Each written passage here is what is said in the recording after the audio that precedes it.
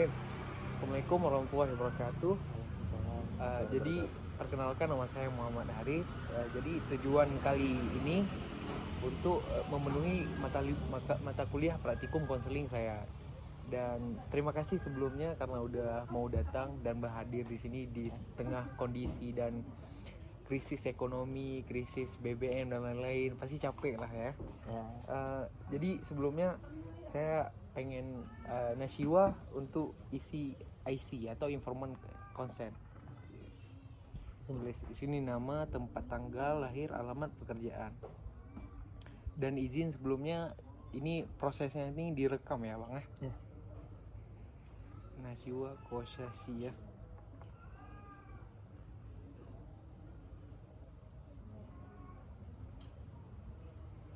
Aduh.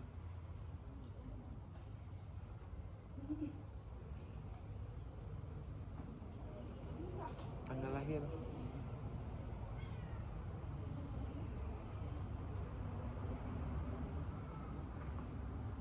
Mana Leo?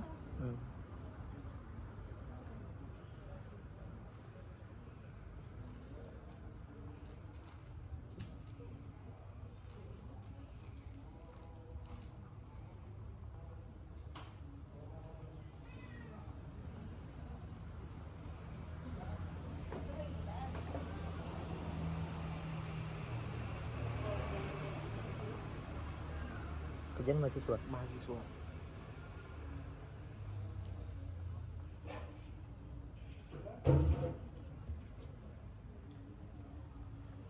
Oke, di sini tanda tangan Nashiwa Kosasi.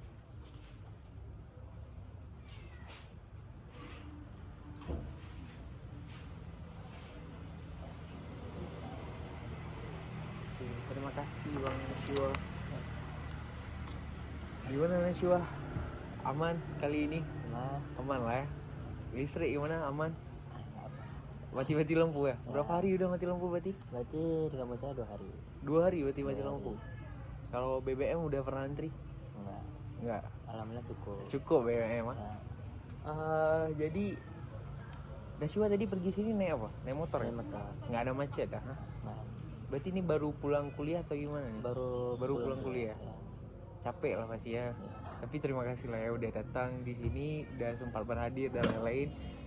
Saya sangat berterima kasih sebelumnya. Jadi tujuan kita kali ini untuk wawancara singkat lah istilahnya, karena lagi konseling lah istilahnya kan.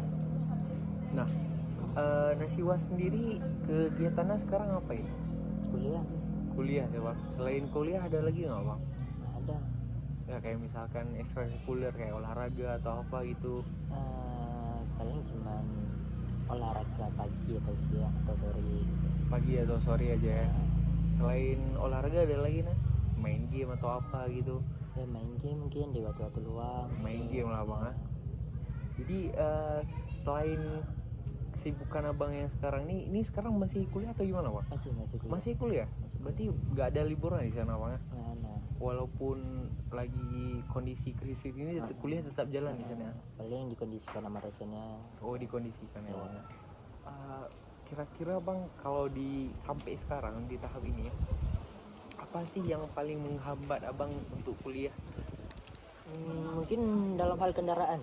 Dalam hal kendaraan ya. Yang paling menghambat itu dalam kendaraan. Kalau boleh tahu kenapa tuh Bang kalau dari kendaraan? Karena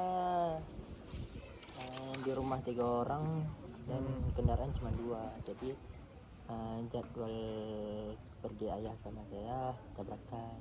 Jadi bagi-bagi gitu. Saya pun kadang ngalamin juga itu dulu Bang. Apalagi kita berebut Honda sama adik dan lain ya. Kita butuh kuliah sedangkan adik butuh dan lain. Selain itu Bang, kayak misalkan apa gitu. Mungkin jaringan ya dalam kondisi sekarang ya. Iya sih Bang, jaringan agak susah kali ya Bang ya. Apalagi kita perlu lagi buat chat dosen atau cari mata kuliah lah Bang ya. Sama lah Bang kita. Lagi adu nasib itulah ya. Kalau boleh tahu Bang, yang paling menghambat Abang untuk berkembang untuk saat ini apa? Ada nggak hal yang membuat Abang nggak berkembang untuk saat ini? Entah itu dari segi apapun gitu. Mungkin dalam segi tidur kali lagi mau perbaiki. lagi tidur ya bang.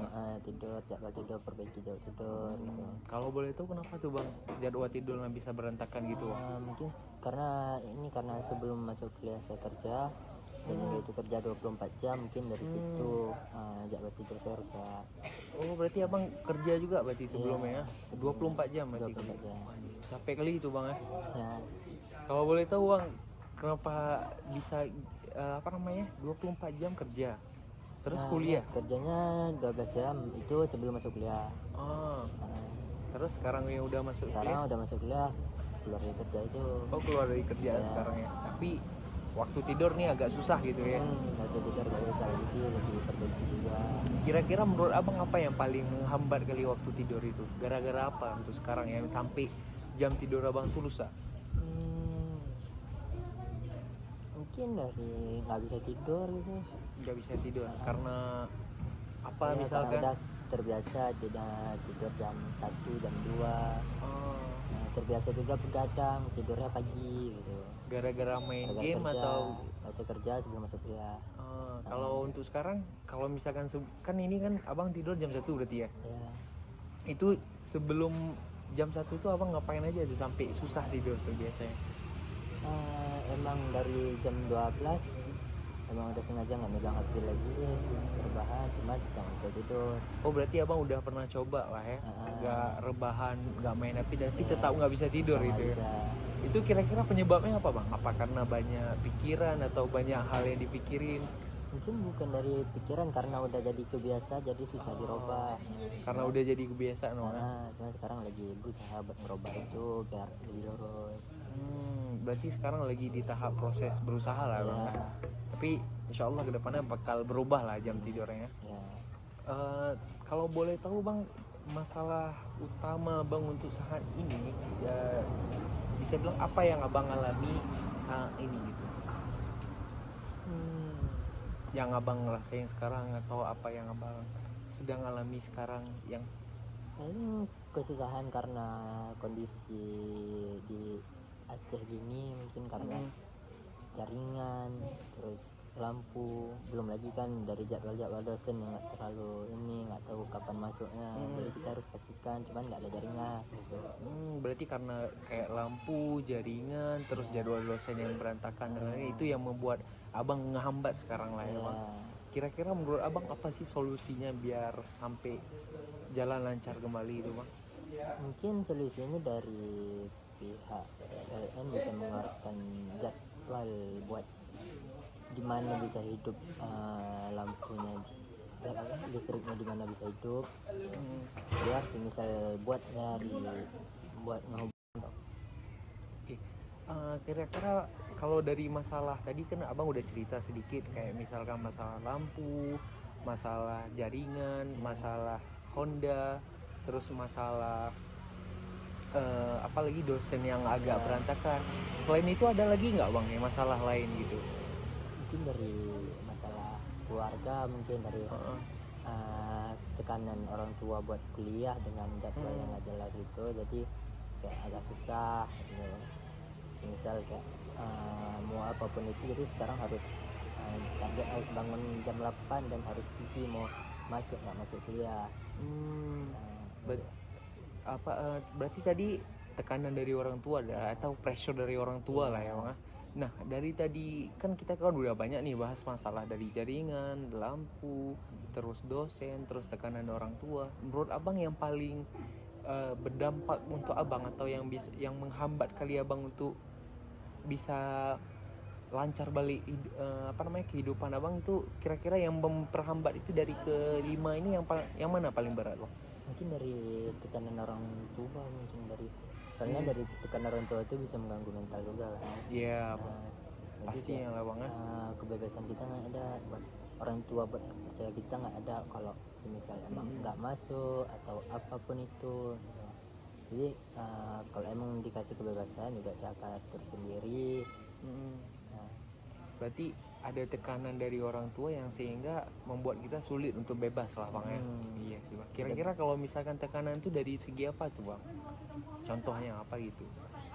Kayak untuk bangun harus tepat waktu, kayak misalnya jadwal kuliah jam 9, jam 8 harus pergi, sedangkan 1 jam itu kan kita nganggur nggak tahu Iya, ngapain. pastinya. Sedangkan di kampus nggak ada jaringan gitu, nggak ada lampu gitu, nggak ada listrik, jadi kayak sejam buat ke kampus itu buat ngapain, setidaknya kan setengah jam buat cukup untuk mastiin Iya. dosen masuk atau apapun selebihnya gitu kan. Iya itu pasti Bang. Kalaupun saya pun juga kadang kan kalau misalkan jam 9 mulai kelas, itu kadang saya datangnya itu 15 menit sebelum mulai kelas biasanya, Mas. Karena takutnya kadang dosen tuh kadang ada beberapa yang nggak datang, Wah. Jadi kalau misalkan awal datang juga ngapain gitu kan. Terus Bang, selain dari masalah tekanan itu ada hal lain yang apa? Yang dikhawatirkan atau apa gitu? Ada aja sih. Gak ada lagi Bang. Berarti cuman itu aja tekanannya, atau ada hal lain yang bisa membuat abang selain tekanan itu, misalkan selain tekanan suruh datang awal atau apa namanya, suruh bergegas untuk pergi awal gitu Bang, selain itu? Mungkin karena mungkin di tugas, kayak misal tugas orang tua kita kan jarang lihat kita buat tugas, soalnya kan dalam keadaan gini listrik sering mati, jadi kita harus nyari listrik buat tugas gitu kan. Jadi orang tua kita tetap menekan kalau kita harus membuat tugas, sedangkan kita udah membuat, tapi tetap orang tua kita tidak meyakinkan kalau kita belum buat. Oh, berarti intinya Bang kayak orang tua tuh nggak lihat kita ada buat tugas atau enggak, padahal itu. kita buat tugasnya di wifi kadang Bang kan. Cuman kadang orang tua nggak yakin gitu. Oh, paham. Menurut abang kenapa ada orang tua yang nggak yakin gitu Bang, sama anaknya nggak buat tugas, menurut abang? Kalau menurut saya mungkin bukan nggak yakin, tapi khawatir. Khawatir ya. Iya. Itu kalau misalkan menurut abang solusinya untuk biar orang tua nggak khawatir apa Bang? Mungkin kayak sekarang saya habis siap membuat tugas, pasti saya kirim ke orang tua. Kirim ke orang tua dulu ya, untuk meyakinkan lah ya. ya. Untuk meyakinkan kalau udah buat. Cuman itu apa namanya, ada tekanan juga berarti ya, karena kita harus selalu kirim dan lain-lain kan. Iya sih Bang, benar. Kalau misalkan untuk hal lain Bang,